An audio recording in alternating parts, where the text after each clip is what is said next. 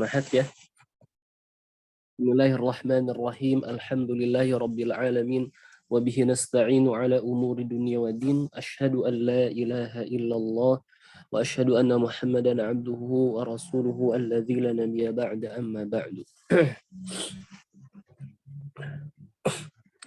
Qala al-musannif rahimahullahu ta'ala nafa'ana Allah bi'ulumihi fid dharain amin. Wal khabaru qismani. Dan khabar qismani ada dua macam. Mufradun wa ghairu mufradin. Ada yang disebut mufrad dan ghair mufrad. Fal mufradu nahwu Zaidun qa'imun. Maka contoh khabar yang berupa mufrad ialah Zaidun qa'imun. Wa ghairul mufrad, dan yang bukan mufrad, arba'atu asya'. Ada 4 macam. Al-jar wal majrur, jar wal majrur, wal zarfu ialah zaraf, wal fi'lu ma'a fa'ilihi, dan fi'il dengan fa'ilnya, wal mubtada ma'a khabarihi, dan mubtada dengan khabarnya. Nahwu qaulika, seperti ucapanmu, Zaidun fid dari. Ini contoh yang khabar berupa jar wal majrur. Wa Zaidun 'indaka, dan ini contoh khabar yang berupa zaraf. Wa Zaidun qama abuhu, dan ini khabar berupa jumlah fi'liyah. Wa Zaidun jariyatuhu zahibatun, ini contoh yang jumlah ismiyah. Baik. Ketika kita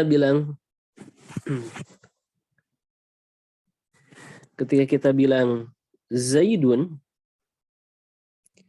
dan kita bilang Zaid ini sebagai mubtada, maka kita sedang membahas khobar setelahnya. Misal ya, khobar setelahnya.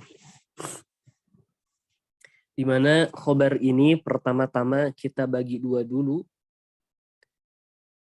yang disebut mufrad. Khobar mufrad. Wal khobaru qisman, ada 2 katanya, mufrad dan ghair mufrad. Yang mufrad itu apa? Mufrad di sini bukan mufrad kebalikan dari mutsanna dan jamak, bukan tunggal. Tetapi mufrad di sini adalah malaisa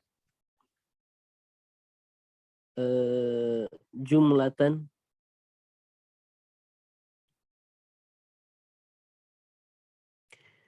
wala syabihan bil jumlah.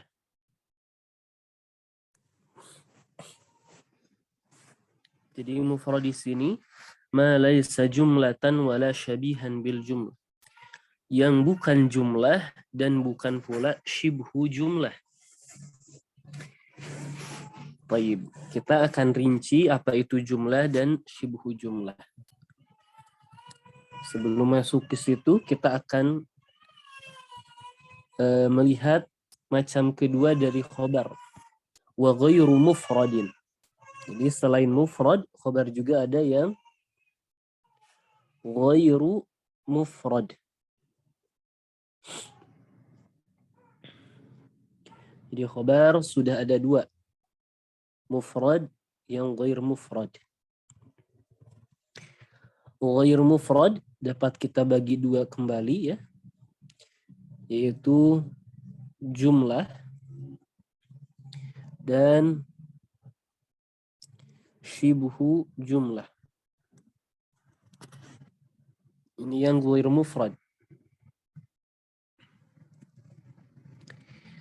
Yang jumlah bisa kita rinci kembali, yaitu jumlah ismiyah dan jumlah fi'liyah.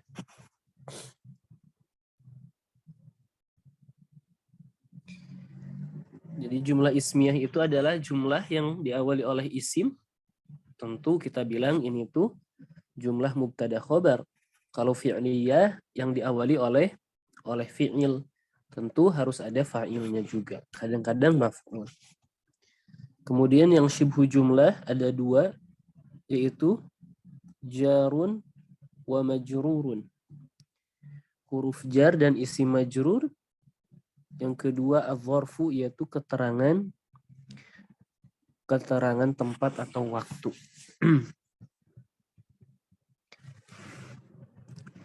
Dari sini kita lihat, kita akan mempelajari dari yang termudah dulu. Yang ghair mufrad. Wa ghairul mufrad arba'atu asya'. Dan ghair mufrad ada 4 macam. Al-jar wal majrur, maksudnya adalah isim huruf jar dan isim majrur. Kalau di sini contoh dari mu'alif Zaidun fid dari. Jadi contoh yang jar wal majrur oleh Ibnu Ajurum memberikan contoh Zaidun. Di sini Zaid pasti mubtada. Khobarnya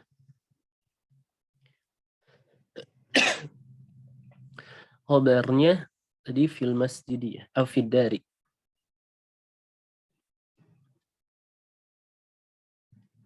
Fiddari.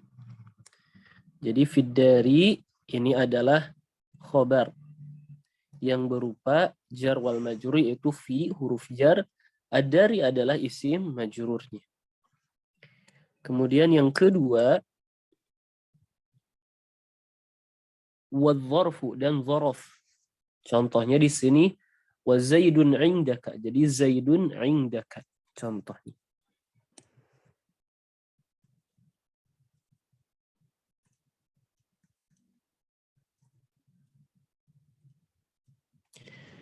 Zaidun indaka. Dapat kita lihat bahwa inda di sini sebagai khobar yang berupa dzaraf, keterangan. Di sini kebetulan keterangan tempat, yaitu inda, di samping. Indaka di sampingmu. Kemudian di sini kita lihat ada wal fi'lu ma'a fa'ilihi, fi'il dan fa'ilnya. Tentu kadang-kadang ada maf'ulnya juga ya. Tergantung lazim atau muta'addi. Contohnya Zaidun qama abuhu. Jadi jumlah fi'liyah kita ambil contoh. Zaidun, tentu ini mubtada. Berarti sisanya adalah khobar, yaitu qama abuhu. Tadi fi'il wa fa'ilihi, ma'a fa'ilihi. Jadi Zaid di sini mubtada, berarti sisanya khobar. Tetapi kita lihat khobarnya dia mulai dengan qoma, di mana qoma itu adalah fi'il. Abuhu ini adalah fa'ilnya, pelaku. Jadi dapat kita simpulkan fi'il dan fa'il ini sebagai khobar yang bentuknya jumlah fi'liyah. Kemudian wal mubtada'u ma'a khobarihi. Dan khobarnya itu berupa mubtada dengan khobarnya. Maksudnya bagaimana? Jadi khobarnya itu terbentuk dari mubtada khobar. Kita lihat maksudnya bagaimana. Contoh. Di sini kita lihat contohnya Zaidun jariyatuhu zahibatun. Zaidun jariyatuhu zahibatun. Baik, kita bilang Zaid ini sebagai mubtada. Berarti jariyatuhu zahibatun di sini khobar. Tetapi khobarnya ini terbentuk dari mubtada khobar. Kenapa? Karena jumlah ismiyah, di mana jariyatuhu juga kita bilang mubtada. Zahibatun ini juga khobar. Tetapi di sini kok mubtadanya ada 2? Bagaimana ini? Kita bilang Zaidun yang di awal itu kita bilang mubtada pertama. Jariyatuhu mubtada kedua. Zahibatun khobar untuk mubtada yang kedua. Jariyatuhu mubtada kedua, khobar zahibatun khobar untuk mubtada kedua. Dan jumlah jariyatuhu zahibatun di sini sebagai khobar untuk mubtada yang pertama yaitu Zaid. Nah, ini dari macam-macam khobar ghair mufrad. Maka kita lihat jariyatuhu zahibatun berupa jumlah ismiyah ini khobar. Qama abuhu ini khobar fi'liyah. Fiddari ini jarwal majrur. Indaka ini gharaf. Maka dapat kita simpulkan ketika khobar bukan dari ismiyah, fi'liyah, jarwal majrur atau gharaf, kita bisa katakan khobarnya itu berupa mufrad. Ana ambil contoh, misal Zaidun qaimun. Taib, kata qaimun di sini mufrad tunggal. Mufrad tunggal maksudnya menunjukkan satu dan bentuk khobarnya juga mufrad. Karena qaimun itu bukan jumlah ismiyah atau fi'liyah, bukan pula jar wal majrur atau dzaraf. Contoh yang lain. Az-zaidani qaimani. Qaimani di sini adalah khobar berupa khobar mufrad. Kenapa? Karena qaimani ini bukan jumlah yaitu ismiyah atau fi'liyah dan bukan pula syibu jumlah yaitu jar wal majrur atau dzaraf. Meskipun bentuknya musanna bukan tunggal. Atau az-zaiduna qaimuna. Qaimuna di sini sebagai khobar yang bentuknya mufrad. Karena bukan jumlah ismiyah, qaimun ini bukan juga fi'liyah, jar wa majrur atau dzaraf. Jadi mufrad di sini bukan mufrad yang tunggal, tetapi mufrad yang dimaksud di sini yang bukan jumlah atau syibhu jumlah. Ini untuk khobar. Kemudian tambahannya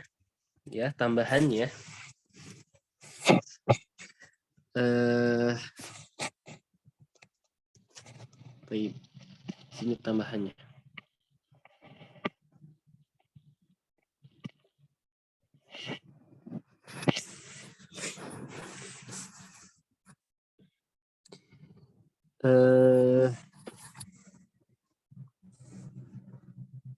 I'rabu, ya Allah. I'rabul khabar. I'rab khabar terkhusus yang Anda bahas i'rabnya yang pertama i'rabul khabar fi di dalam hukum jumlah. Jadi kaifiyat i'rabnya bagaimana ketika jumlah. Jadi i'rabnya misal tadi Zaidun qama abuhu atau Zaidun jariyatuhu zahibatun, maka kita i'rab qama abuhu jariyatuhu zahibatun atau kita ringkas wal jumlah atau kita bilang wa jumlah ismiyah atau jumlah fi'liyah. Nah, i'rabnya seperti ini. Ketika khobarnya jumlah fi mahalli raf'in, ya. sebagai khobar. Itu bagaimana tata cara mengi'rabnya. Atau kita juga bisa bilang wa qama abuhu atau wa jariyatuhu zahibatun fi mahalli raf'in khobar. Kenapa? Karena ingat bahwa marfu'atul asma di antara isim-isim yang marfu itu adalah fa'il wa naibuhu. Kemudian mubtada wa khobaruhu. Yaitu khobar mubtada itu harus marfu. Yang kedua, fi shibhi jumlah. Pada shibhu jumlah. Contohnya, Zaidun fiddari atau Zaidun indaka.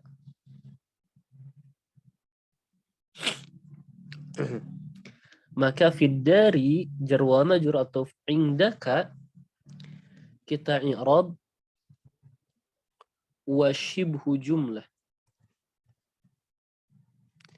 Atau bisa kita bilang wa fiddari wa indaka, bisa ya. Muta'allikun bimahdhufin takdiruhu kain au istaqarra.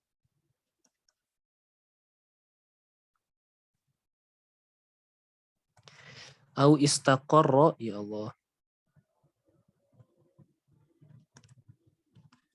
Sebagai apa? Khobar mubtada. Maksudnya bagaimana? Muta'allikun bimahdhufin takdiru kain atau au istaqar. Maksudnya ketika kita bilang Zaidun fiddari,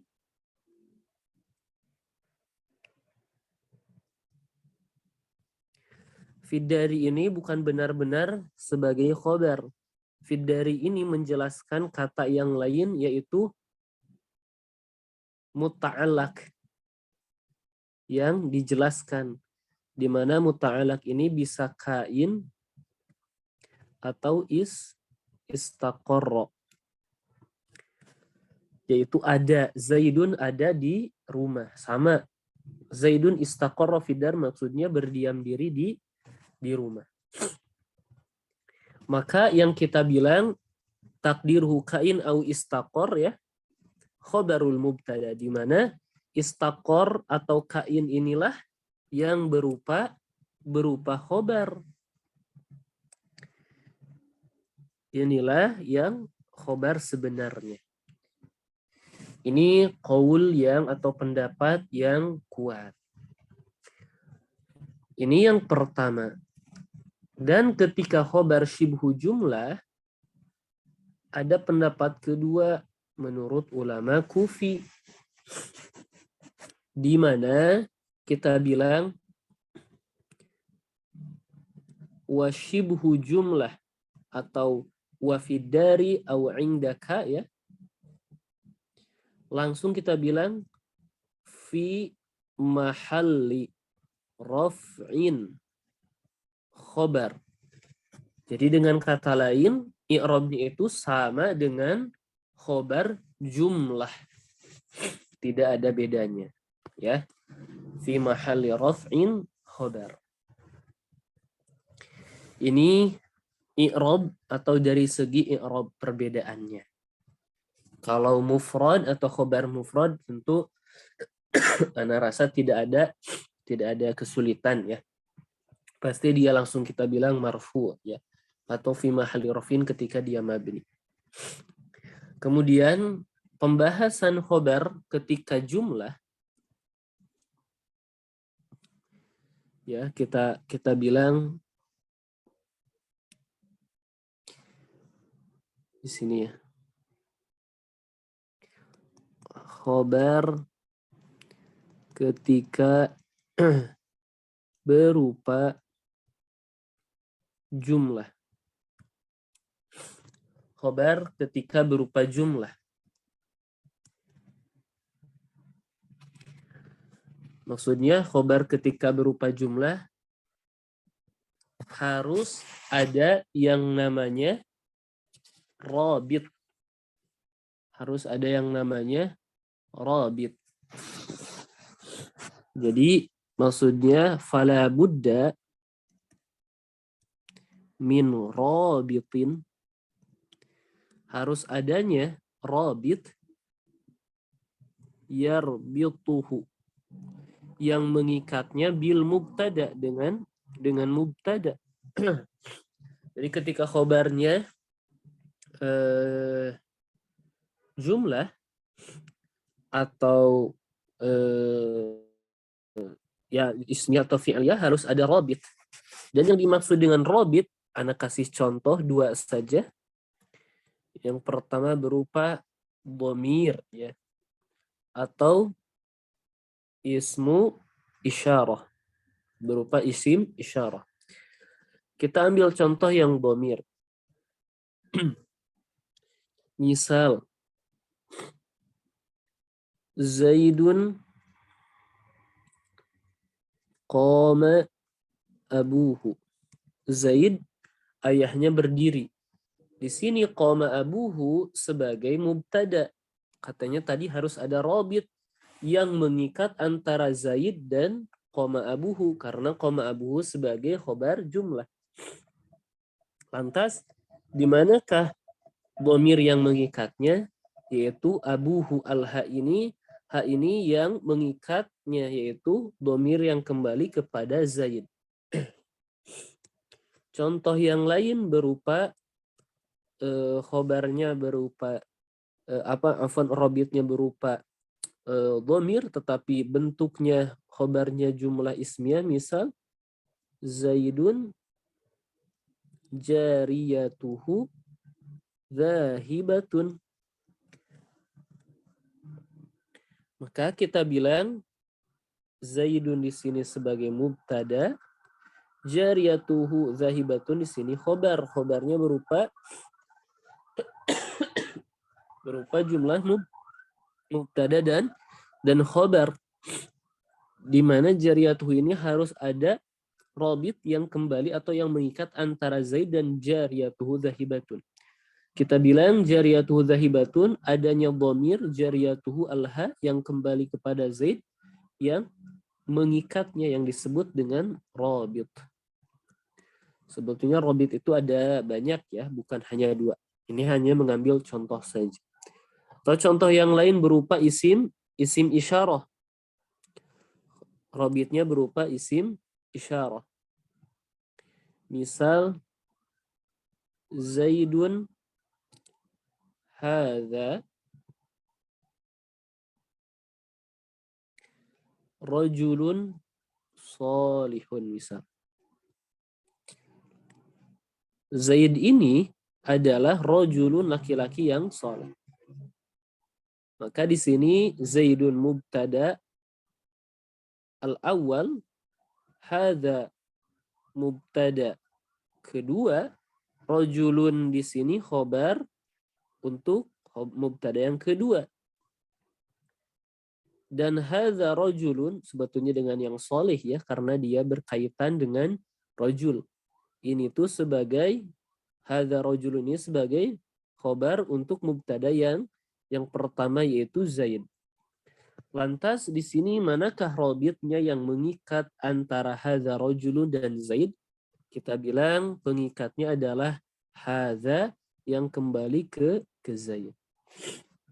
Jadi syarat ketika khobar berupa jumlah harus adanya rabit seperti itu. Jadi inilah pembahasan tentang khobar. Taib. Aywa. Di sini selanjutnya kita masuk ke bab yang baru ya. Bab yang baru. Qala al-musannif rahimahullah, babul awamili ad-dakhilati 'ala al-mubtada'i wal khabari.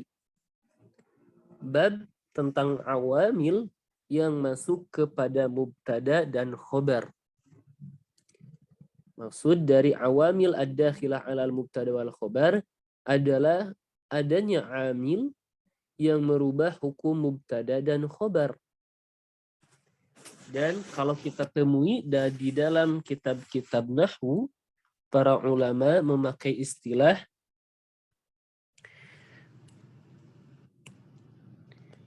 nawasikhu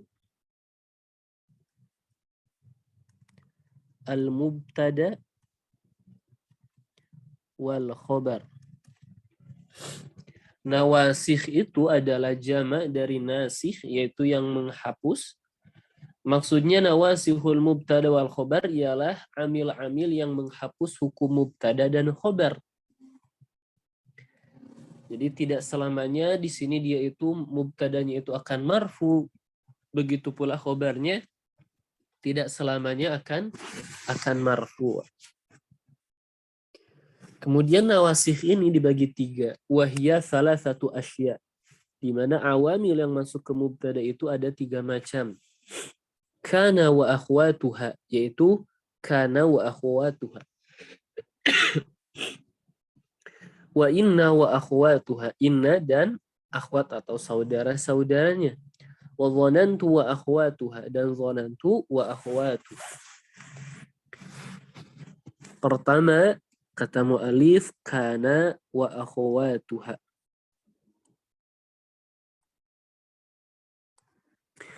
Ini amil yang pertama atau nasikh yang pertama yang masuk ke mubtada khobar dan khobar. Maka kana wa akhwatuha ini dia itu merubah hukum mubtada dan khobar di mana dia itu beramal tarfa'u al-isma.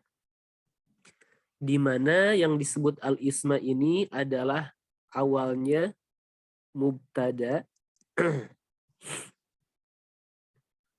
wa tansibu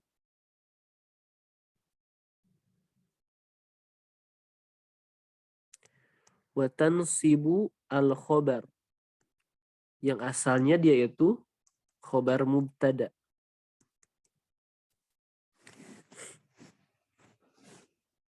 Kita lihat. Pertama, kita ambil contoh Zaidun qaimun. Zaidun qaimun. Ketika masuk kana menjadi kana yang asalnya Zaidun tetap seperti itu Zaidun karena dia memarfukan isim yaitu mubtada yang awalnya mubtada ya. Wa tansibul khobar, dan khobarnya itu berupa mansub atau menjadi mansub yaitu qaiman. Jadi kana ini merubah hukum mubtada dan khobar. Kalau mubtada kita bilang tadi Zaidun ini mubtada, qaimun di sini khobar. Setelah kemasukan kana, Zaid di sini berubah namanya menjadi isim kana. Qaiman di sini sebagai khobar kana. Zaidun yang asalnya mubtada dan qaiman yang asalnya khobar berubah menjadi isim kana dan khobar kana. Kemudian di sini Zaidun qaimun keduanya marfu. Tetapi kalau di bawah berubah. Kalau sepintas yang berubah itu cuman qaiman. Jadi pendapat yang mengatakan kana ini hanya beramal wa tansibul khobar itu pendapat ulama Kufi. Kenapa? Karena Zaidnya memang tidak berubah katanya gitu. Tetapi menurut ulama Basri dua-duanya itu berubah oleh kana, meskipun Zaidnya itu tetap marfu gitu ya. Yang asalnya mubtada, tetap dia itu beramal kepada Zaid yang asalnya mubtada dan qaim yang asalnya khobar mubtada.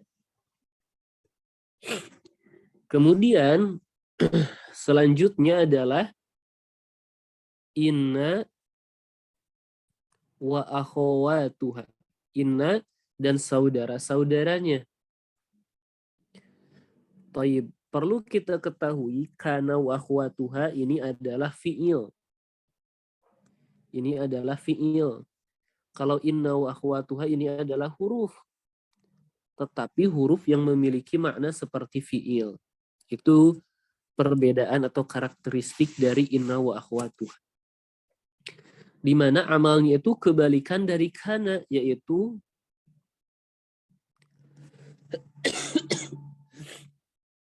tansibu al-isma, memansubkan isim yang asalnya dia itu mubtada, wa tarfa'u, dan memarfukan al-khobar, khobarnya yang asalnya khobar untuk mubtada.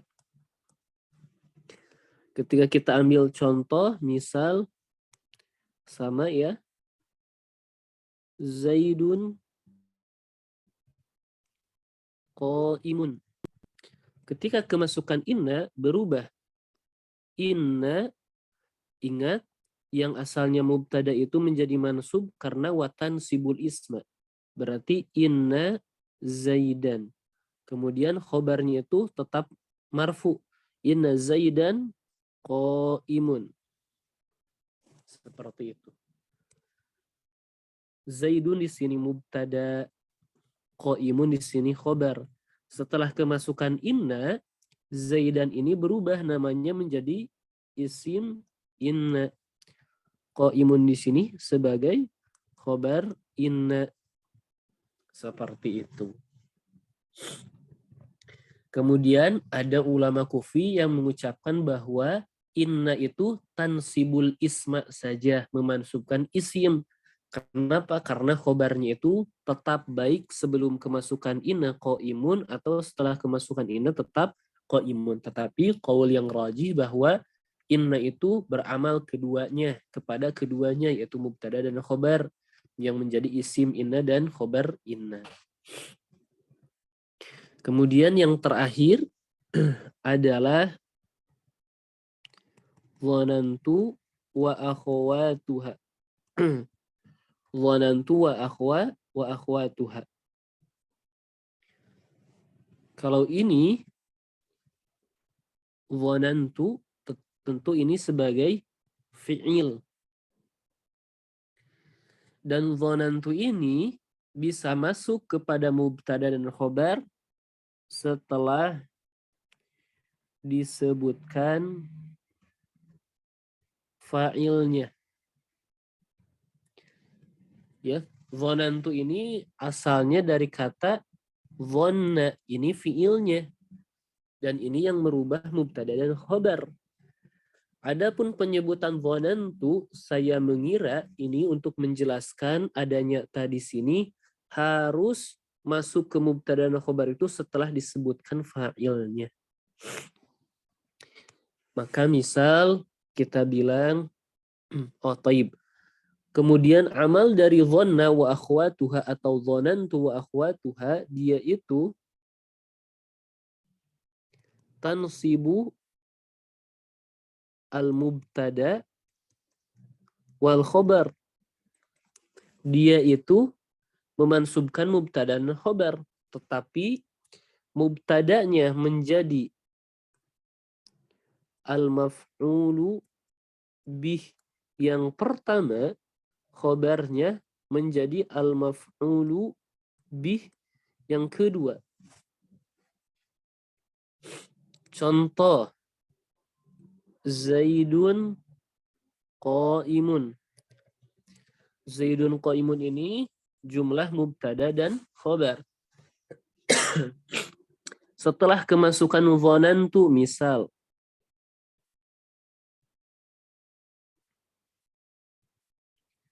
dhanantu Zaidan qaiman. Dhanantu ini fiilnya ya. Kemudian ta'nya ini sebagai fa'il berarti sudah bisa masuk langsung kepada mubtada dan khobar. Zaidun qaimun ini mubtada, qaimun ini khobar. Kemudian zaidunnya berubah menjadi zaidan, di mana zaidan ini sebagai maf'ul bih yang pertama untuk dzanantu. Kemudian qaiman di sini sebagai maf'ul bih yang kedua untuk dzanantu. Maka berubah. Zaidun qaimun menjadi zaidan qaiman, dan berubah pula namanya yang asalnya mubtada khobar menjadi maf'ul bih pertama dan maf'ul bih yang kedua. Dengan catatan dhanna ini harus mendapatkan fa'ilnya terlebih dahulu.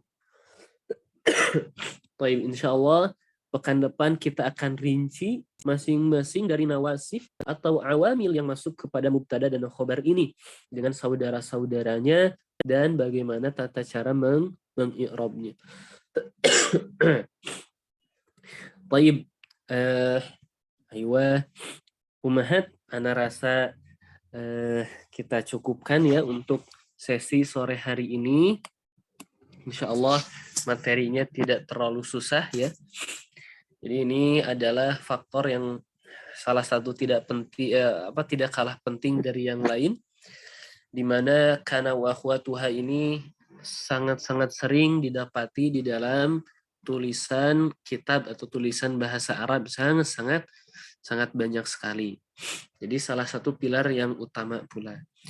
Baik, ana cukupkan untuk sesi sore hari ini. Syukran jazilan kepada ummahat yang telah menyempatkan hadir. Naktafi bihadzal qadar wallahu a'lam bissawab. Subhanakallahumma wa bihamdik asyhadu an la ilaha illa anta astaghfiruka wa atubu ilaik.